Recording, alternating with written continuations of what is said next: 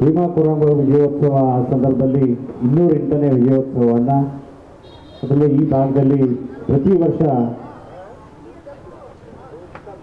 ಒಳ್ಳೆಯ ಸಂದೇಶವನ್ನು ತಿಳಿಸುವ ನಿಟ್ಟಿನಲ್ಲಿ ನಮ್ಮ ತಿಮ್ಮಪ್ಪ ಅವರು, ಸಂಪತ್ ಅವರು, ಸುರೇಶ್ ಅವರು, ಮತ್ತು ವಿನೋದ್ ಅವರು, ನಾರಾಯಣ ಸ್ವಾಮಿ ಅವರು, ಹರೀಶ್ ಅವರು ಎಲ್ಲರೂ ಸಹ ಇವತ್ತು ಪ್ರತಿ ವರ್ಷ ಇಲ್ಲಿ ಹೊಸ ವರ್ಷದ ಈ ಸಂದರ್ಭದಲ್ಲಿ ವಿಜಯೋತ್ಸವ, ಭೀಮಾ ಕೊರಂಗ ವಿಜಯೋತ್ಸವವನ್ನು ಇಲ್ಲಿ ಬಹಳ ವ್ಯವಸ್ಥಿತವಾಗಿ ಅರ್ಥಪೂರ್ಣವಾಗಿ ಆಚರಣೆಯನ್ನು ಮಾಡ್ತಾ ಇದ್ದಾರೆ. ಭೀಮಾ ಕೊರಂಗವು ಪೇಶ್ವೆಯ ವಿರುದ್ಧ ಏನು ನಮ್ಮ ಸೈನಿಕರು 28,000 ಸೈನಿಕರ ವಿರುದ್ಧ 500 ಜನ ಒಂದು ನಮ್ಮ ಮಹಾ ಸೈನಿಕರು ಆ ವಿಜಯೋತ್ಸವದ 31ನೇ ತಾರೀಕು ಮತ್ತು 1ನೇ ತಾರೀಕು ನಡೆದಂಥ ಒಂದು ಹೋರಾಟದಲ್ಲಿ ಆ ದಿನಗಳಲ್ಲಿ ಒಂದು ಇತಿಹಾಸದ ಪುಟಗಳಲ್ಲಿ ನಿಜವಾಗ್ಲೂ ಉಳಿತಕ್ಕಂಥದ್ದು. ಅದನ್ನು ಬಾಬಾ ಸಾಹೇಬ್ ಅಂಬೇಡ್ಕರ್ ಅವರು ಪ್ರತಿ ವರ್ಷ ಆ ಒಂದು ಸ್ಥಳಕ್ಕೆ ಹೋಗಿ ಗೌರವವನ್ನು ಸಲ್ಲಿಸ್ತಕ್ಕಂಥ ನಿಜವಾಗಲೂ ಆ ಕೆಲಸವನ್ನು ಬಾಬಾ ಸಾಹೇಬ್ ಅಂಬೇಡ್ಕರ್ ಅವರು ಮಾಡ್ಕೊಂಡು ಇವತ್ತು ಇಡೀ ವಿಶ್ವಕ್ಕೆ ಒಂದು ಸಂದೇಶವಾದಂಥ ಒಂದು ವಿಜಯೋತ್ಸವ ಭೀಮಾ ಕೊರಂಗ. ಆ ಭೀಮಾ ಕೊರಂಗ ವಿಜಯೋತ್ಸವದ ಒಂದು ಆ ಸಂದರ್ಭದಲ್ಲಿ ಆದಂಥ ಐತರ ಘಟನೆಗಳ ನೋವುಗಳಿರ್ಬೋದು, ಸಂಘಟನೆಗಾದಂಥ ನೋವುಗಳಿರ್ಬೋದು, ಆ ವಿಚಾರಗಳಿರ್ಬೋದು, ಮತ್ತು ಈ ವೇದಿಕೆಯಲ್ಲಿರ್ತಕ್ಕಂಥ ಮುಖಂಡರು ಮಾತಾಡ್ತಾ ಹೇಳ್ತಾ ಇದ್ರು, ಶಿಕ್ಷಣವನ್ನು ಇವತ್ತಿನ ಮಕ್ಕಳಿಗೆ ಕೊಡ್ತಕ್ಕಂಥದ್ದು, ಅದರ ಅರ್ಥಪೂರ್ಣ ವಿಷಯವನ್ನು ತಿಳಿಸ್ತಕ್ಕಂಥ ನಿಟ್ಟಿನಲ್ಲಿ ಆ ಸಂಘಟನೆಯವರು ಎಲ್ಲರಿಗೂ ಸಹ ಅವಕಾಶವನ್ನು ಇವತ್ತು ಮಾಡಿದರು. ನಾವು ಸಹ ಇವತ್ತು ಏನಾದರೂ ಈ ಭಾಗದಲ್ಲಿ 3 ಬಾರಿ 4 ಬಾರಿ ಕಾರ್ಪೊರೇಟರ್ ಆಗಿದ್ದೀವಿ ಅಂದರೆ ಆ ಬಾಬಾ ಸಾಹೇಬ್ ಅಂಬೇಡ್ಕರ್ ಕೊಟ್ಟಂಥ ಸಂವಿಧಾನದ ಅವಕಾಶಗಳಿಂದ ನಾವು ಇಲ್ಲಿ ಈ ವೇದಿಕೆಯಲ್ಲಿ ನಿಂತಿದ್ದೇವೆ. ಅದು ಯಾರೂ ಸಹ ಅವಕಾಶಗಳು ಸಿಕ್ಕಾಗ ಅದು ವಂಚಿತರಾಗಂಥ ಅವಕಾಶ ಆಗಬಾರ್ದು. ಎಲ್ರಿಗೂ ನ್ಯಾಯಬದ್ಧವಾಗಿ ಏನಿದೆ ಕಟ್ಟ ಕಡೆ ವ್ಯಕ್ತಿಗೂ ಸಹ ಸಿಗ್ತಕ್ಕಂಥ ಒಂದು ಸಂಘಟನೆಗೆ ಸಿಗ್ತಕ್ಕಂಥ ಅವಕಾಶಗಳು ಸಹ ಮಾಡಬೇಕು.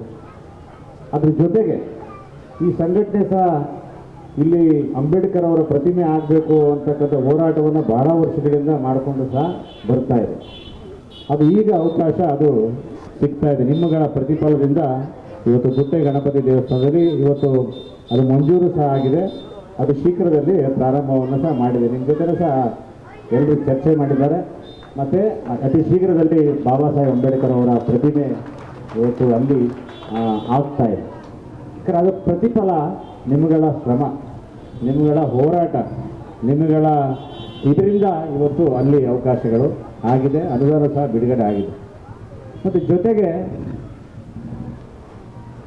ಚಿಕ್ಕಣ್ಣವರು ಮಾತನಾಡಿದರು, ಎಲ್ರಿಗೂ ಅವಕಾಶ ಸಿಗಬೇಕು, ಅವಕಾಶದ ವಂಚಿತರೆ ಆಗಬಾರ್ದು. ನಿಜ, ನಾನು ನಿಮ್ಮ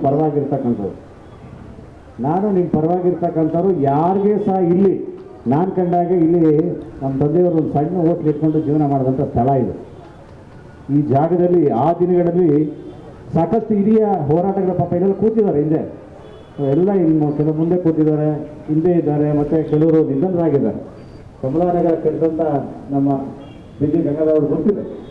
ಕಮಲಾನಗರದಲ್ಲಿ ಆ ದಿನಗಳಲ್ಲಿ 1974-75 ಗುಡಿಸಲು ಹಾಕೊಂಡು ನೀರಿಲ್ಲ, ಕುಡಿಯೋಕ್ಕೆ ನೀರಿಲ್ಲ, ಸಂಘಟನೆಗಳ ವಿರುದ್ಧ ಹೋರಾಟಗಳನ್ನು ಮಾಡಿ ಗುಡಿಸಲು ಕಟ್ಟಿ ಈ ಭಾಗದಲ್ಲಿ ನೀರು ತರೋದಕ್ಕೆ ಮತ್ತು ಸಗರ್ ಹೋರಾಟ ಮಾಡೋದಕ್ಕೆ ಇರ್ತಕ್ಕಂಥ ಎಲ್ಲ ಹಿರಿಯರ ತಾಯಂದಿರಲ್ಲಿದ್ದಾರೆ. ಅವ್ರ ಮನೆಯವರು ಭಾಳಷ್ಟು ಶ್ರಮವನ್ನು ಪಟ್ಟಿದ್ದಂಥ ದಿನಗಳನ್ನು ನಾವು ನೋಡಿದ್ದೇವೆ. ಆ ದಿನದಲ್ಲಿ ನಾವು ಆಮೇಲೆ ಗೆದ್ದ ಮೇಲೆ ಸಿನ್ನವರು ಬಂದಮೇಲೆ ಆಮೇಲೆ ಬೇರೆ ಬೇರೆ ದಿನಗಳನ್ನು ಕೆಲಸ ಕಾರ್ಯಗಳು ತಾನಾಗಿ ಅದು ಅವಕಾಶಗಳು ಸಿಕ್ಕಿದೆ. ಆದರೆ ಅವತ್ತು ಅವ್ರು ಹಾಕೊಟ್ಟಂಥ ಅಡಿಪಾಯ ಯಾರೂ ಸಹ ಮರಿಬಾರ್ದು. ಆ ದಲಿತ ಸಂಘಟನೆಯವರು ಇಲ್ಲಿ ಪ್ರಾರಂಭ ಮಾಡೋದ್ರಿಂದ ಚಳುವಳಿ, ಆ ದಿನದ ಹೋರಾಟ ಖಂಡಿತವಾಗ್ಲೂ ನಾವು ಯಾರೂ ಮರೆಯೋದಕ್ಕೆ ಸಾಧ್ಯ ಇಲ್ಲ, ಮರೆಯಲೇಬಾರ್ದು.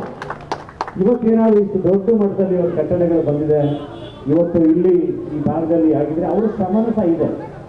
ಅವರ